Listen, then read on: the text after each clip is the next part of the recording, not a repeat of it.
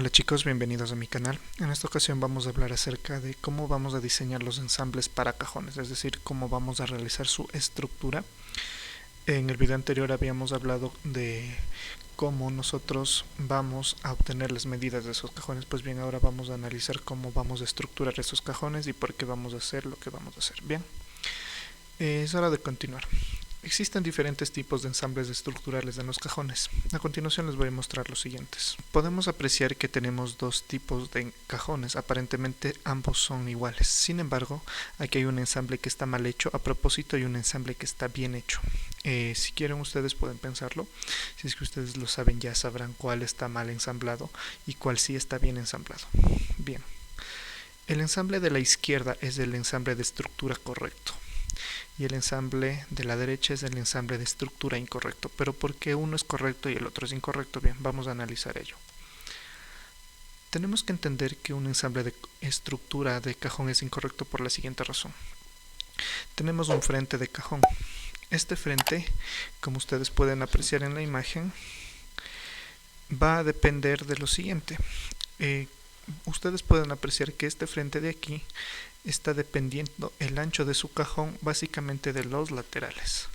¿Qué quiere decir con ello? Que nosotros en el SketchUp, si bien es cierto que podemos insertar valores exactos de material de espesor de 15 milímetros, porque ahorita estoy utilizando espesores de 15 milímetros, en la vida real esto puede variar. ¿Qué tanto puede variar? Puede venir melamina de 15.3, 15.5, 15.4 y recordemos que el ancho de nuestro cajón debe ser exacto para que nosotros insertemos las correderas.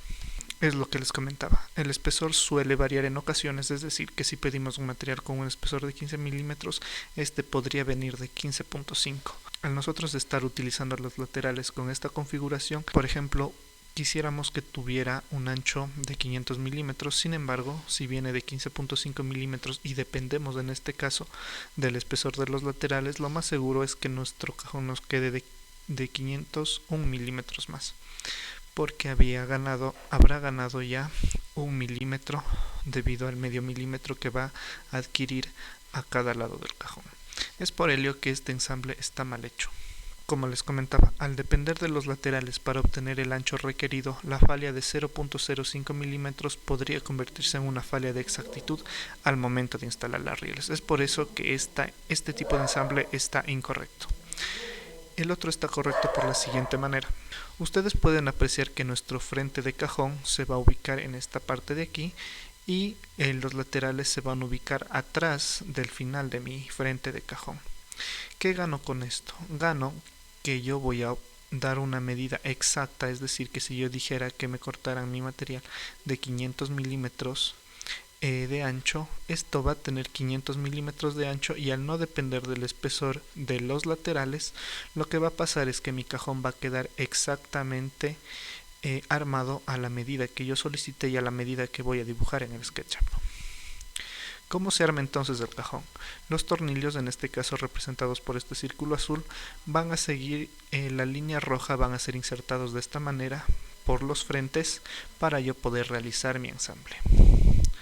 Como les comentaba, los frentes del cajón, al no depender del espesor de mis laterales, pueden estar cortados a la medida exacta del ancho del cajón que yo dibujé en el SketchUp y que yo solicité, sin que haya fallos de décimas de milímetros o problemas más adelante por haber aumentado el ancho de mi espesor debido a los laterales, como era en el caso anterior. Bien, ¿qué más debemos saber nosotros acerca de los ensambles de cajones? El siguiente ítem que vamos a tocar es el siguiente. También tenemos que entender y comprender que existen dos maneras para ensamblar los fondos de los cajones. En este ítem vamos a tocar lo que es básicamente lo que se debe hacer para ensamblar bien un fondo de cajón. El fondo de cajón sobrepuesto en estructura es un fondo, como ustedes pueden apreciar aquí, que es el más sencillo de realizar, es decir, este tipo de estructurado para el fondo nos permite realizar primero todo lo que viene a ser la estructura y después nosotros vamos a instalar este fondo. Nosotros debemos hacer también el descuento a la altura final del cajón del espesor del material. En mi caso, como suelo utilizar fondos de triplex de 5 milímetros, debería descontar a la altura final estos 5 milímetros. ¿Para qué?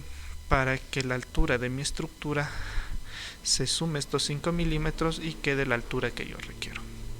Cuando nosotros utilizamos este tipo de ensamblaje, tenemos las siguientes ventajas. Una de las ventajas de este tipo de estructurado para el fondo es el siguiente: el que no requiere trabajo adicional, es decir, simplemente se sobrepone a la estructura y no requiere un ranurado. Como ustedes podrán recordar, cuando yo realicé el estructurado de mi cómoda, yo voy a ranurar lo que viene a ser todos los laterales, tapa superior y tapa inferior. En este caso, no se debería realizar porque vamos a sobreponer. Bien, ¿qué tipo de herraje se debe utilizar cuando yo voy a utilizar este ensamble? El herraje es el siguiente. Lo que ustedes pueden apreciar en pantalla, estas correderas de aquí son un juego de correderas de rodamientos que habíamos visto ya en el video anterior, que tienen un espesor de 12 milímetros por corredera y que además se ponen de la siguiente manera ya en la vida real. Noten ustedes que esta corredera hace contacto directo con el cajón, es decir, hace contacto directo con el fondo de mi cajón, y si yo aplicara una fuerza, este no va a poder ceder, es decir, mi fondo no está flotando en el aire, sino que está haciendo contacto siempre con la estructura de mi cajonera, y adicional a eso está haciendo siempre contacto con la riel del cajón. Es por eso que cuando nosotros vayamos a utilizar este tipo de correderas, debemos realizar este tipo de fondos para nosotros obtener un mejor resultado. Entonces, ¿cuál es el otro tipo de ensamblaje para los fondos de cajones? El otro tipo de ensamblaje es el ensamblaje embutido o de ranurado. Noten ustedes aquí que nuestro fondo está insertado en lo que viene a ser la estructura del cajón. ¿Por qué está insertado en la estructura del cajón? Pues bien, en primer punto, este tipo de ranurado se lo realiza para tener una mejor estructurabilidad en nuestro cajón y una mejor resistencia mecánica. Este tipo de ranurado se caracteriza porque se debe ranurar al espesor del material.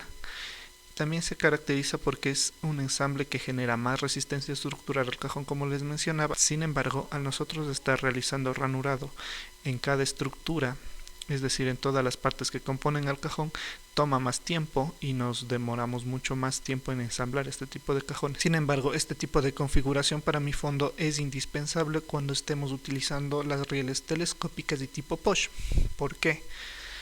Porque una vez instaladas quedan de la siguiente manera. Noten ustedes en esta imagen de acá que este cajón tiene una corredera de tipo telescópica, que a la vez esta puede ser de tipo push, de tipo cerrado lento, etc. Sin embargo, todas comparten una característica especial, y es que estas se colocan a la mitad de mi estructura, a la mitad de mi cajón, y en la vida práctica el fondo va a quedar flotando. Si yo no realizo este ranurado, el fondo va a quedar flotando, y aunque yo le coloque tornillos, aunque yo le coloque clavos, lo más seguro es que después de un tiempo este fondo se caiga o ceda con el peso o se empiece a querer salir. En especial si utilizan melamina o MDF de 3 milímetros. Entonces la solución para esto es encapsular a mi fondo dentro de la estructura para que la estructura de mi cajón soporte al fondo y el peso que éste guarde dentro. Y bien, eso es todo lo que tienen que saber acerca de los tipos de ensamblaje de cajones y los fondos que se utilizan, además del tipo de rieles que vamos a utilizar o que se pueden utilizar en la creación de cajones. No los canso más, y en el siguiente video ya nos vamos a concentrar ya en lo que viene a ser el modelado de los cajones y todo lo que compone el resto de la cómoda. Hasta una próxima oportunidad.